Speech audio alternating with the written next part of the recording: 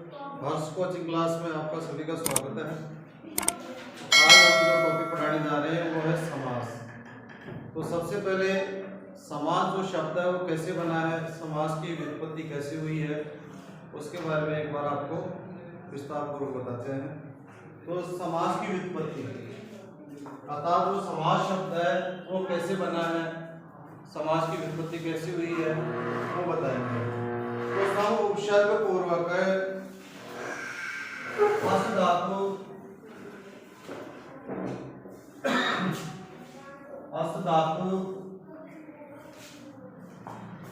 से गए प्रत्यय करने पर समास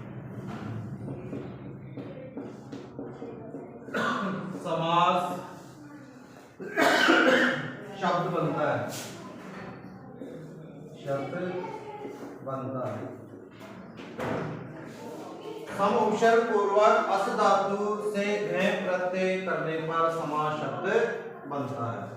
तो देखो इसमें सम प्लस अस प्लस घय क्या बन जाता है, समास।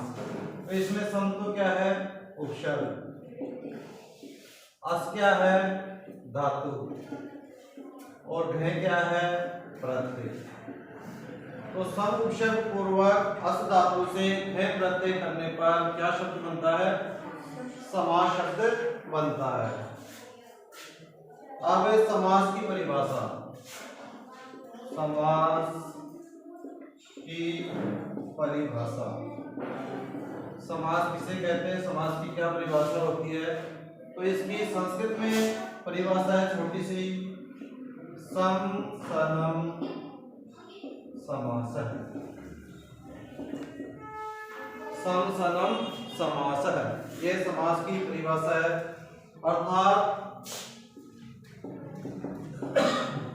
अर्थात जब अनेक पद मिलकर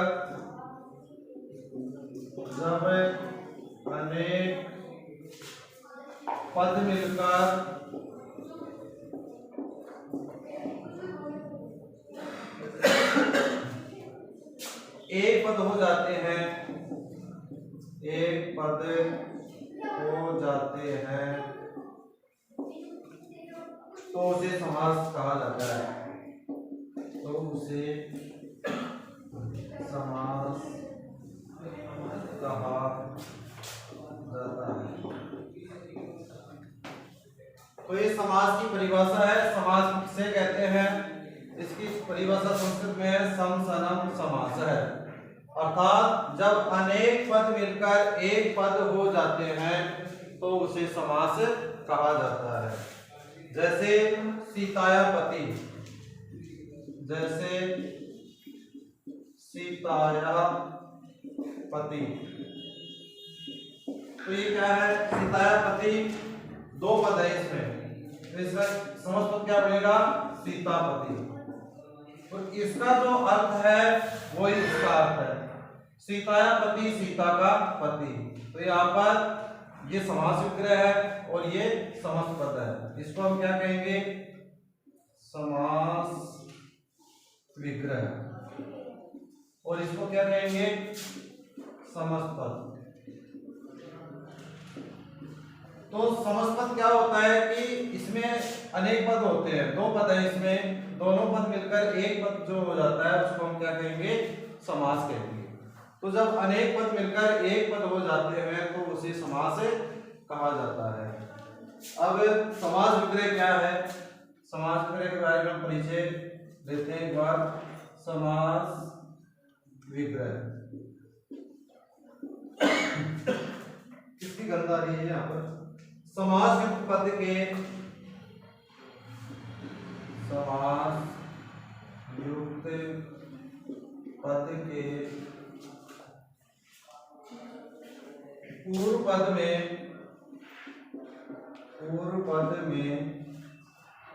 विभक्तियों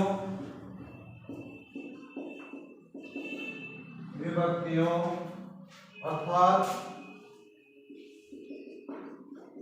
कारक संबंधी कारक संबंधी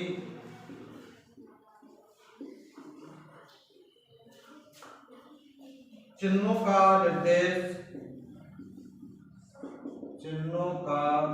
निर्देश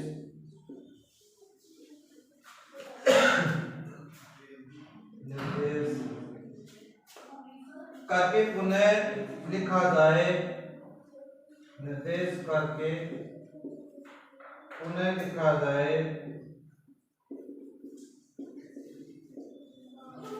लिखा जाए, तो उसे समास विग्रह कहते हैं। तो उसे समास विग्रह कहते हैं।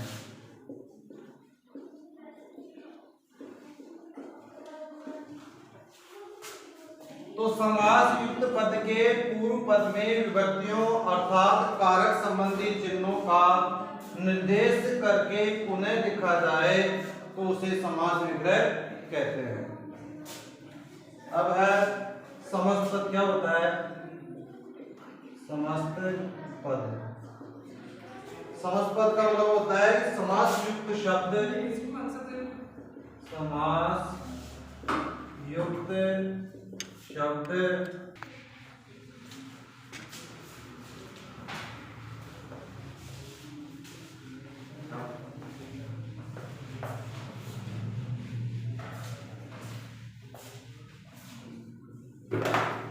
तो इसमें समस्त पद क्या होता है? समास विग्रह के बारे में हम जानकारी प्राप्त की। अब है समस्त पद। समस्त पद क्या है कि समास युक्त शब्द, समास युक्त शब्द समस्त पद कहलाता है। समस्त पद कहलाता है। तो समास युक्त जो शब्द होता है जिसमें समास का प्रयोग किया जाता है पूर्व पद के अंदर, वो समास जो है वो समस्त पद कहलाता है। जैसे राज्ञः पुरुषः, राज्ञः पुरुषः, तो ये तो क्या है? राज्ञः पुरुषः, ये है समास विग्रह, समास विग्रह। और इससे क्या पद बना? समस्त पद क्या बना? राजपुरुषः, राजपुरुषः, ये हो गया समस्त पद।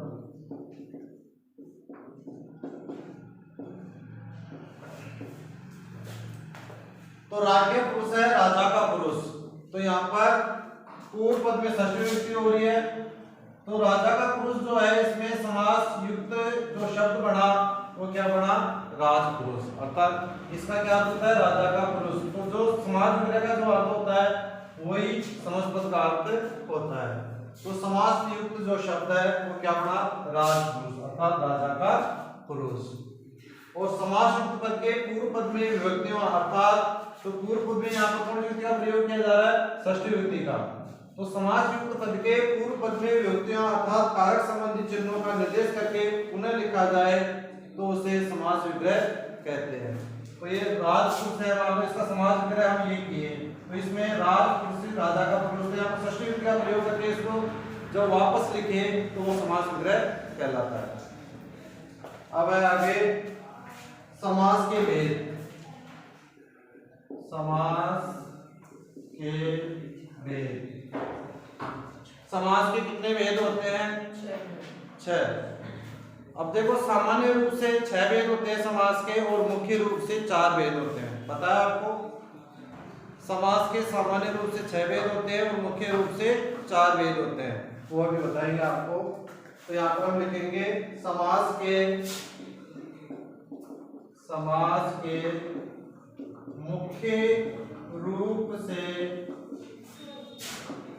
4 भेद होते हैं,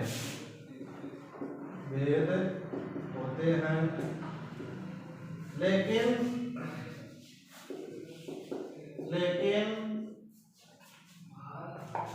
सामान्य रूप से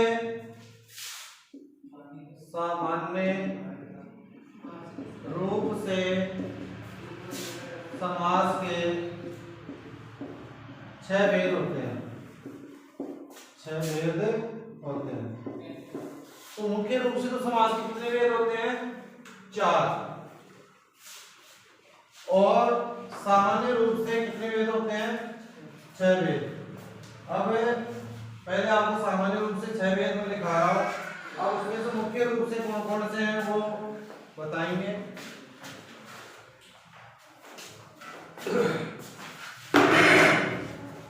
सबसे पहला है अविभाव समास। अविभाव समास। दूसरा है तत्पुरुष समास। तीसरा है क्रमधारय समास। चौथा है द्विगु समास। पांचवा है द्वंद्व समास। और छठा है बहुव्रीहि समास।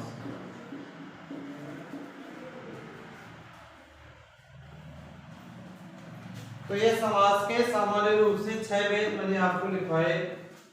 अब इसमें आपको मैं बता रहा था कि समास के मुख्य रूप से कितने भेद होते हैं? 4। और वो 4 कौन कौन से हैं?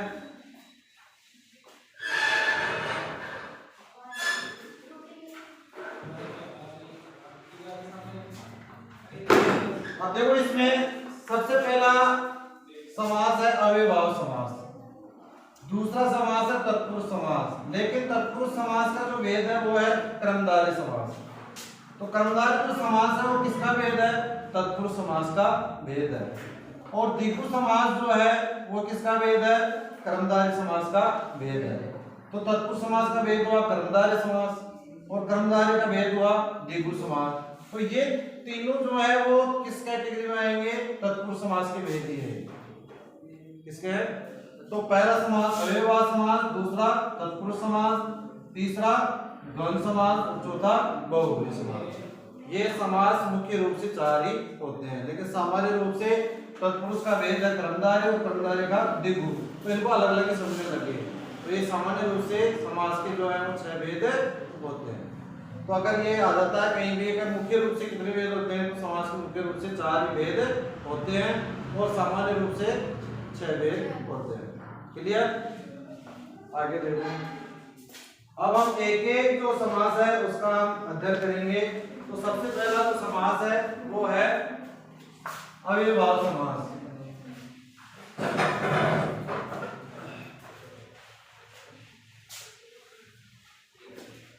पहले पिछली बार तो क्या था कि 3 समास थे सिलेबस के अंदर 10th क्लास के अंदर, लेकिन अब की बार 5 जो 6 जो पूरे समास है वो आ रहे हैं आपके एग्जाम में। पहले क्या था? एक तो अविभाव समास था, एक क्रमधारय था और एक द्वंद्व समास। ये समास थे। लेकिन अब की बार पूरे 6 समास जो है वो आपके सिलेबस में है। तो अब पहला जो समास है अविभाव समास। अविभाव समास हेड डालो। अविभाव समास क्या होता है? जब विभक्ति आदि अर्थों में, जब विभक्ति आदि अर्थों में वर्तमान अव्यय पद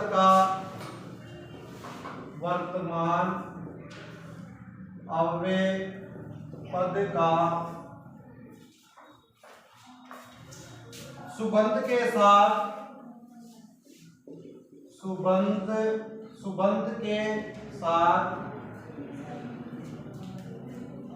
नित्य रूप से समास होता है। नित्य रूप से समास होता है तब वह अविभाव समास होता है। अविभाव समास होता है।